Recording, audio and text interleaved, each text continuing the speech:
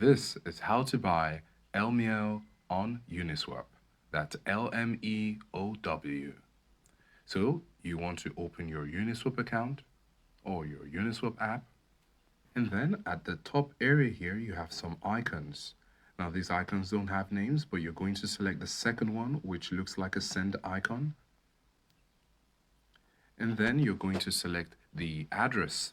And here we type LMEOW. LMEOW. So when we search for it, we can see LMEOW here in the search results. So we select that.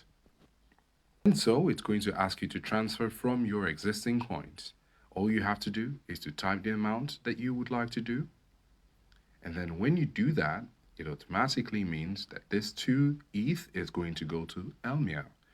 And there, if you have your coins, you can go ahead and select Review Transfer. When you select Review Transfer, it's going to show you the rate, and then you can confirm it.